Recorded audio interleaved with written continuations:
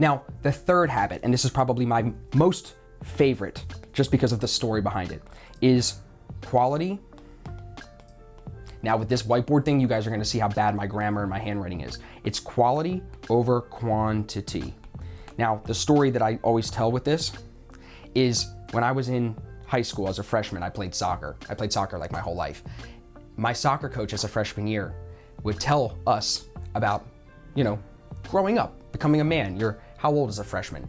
Like 14, 15 years old, 16 years old? And he would tell us about girls, and I think he was being funny, but I took it to heart.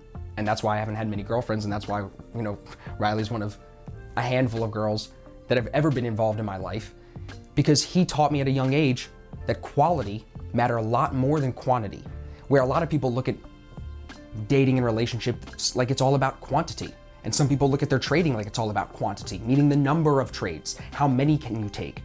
I think that perspective towards women or men, that perspective towards trading, it's deadly. It's a disease. Whereas if you can be selective, that's where these traders are doing really well. They're picking their trades.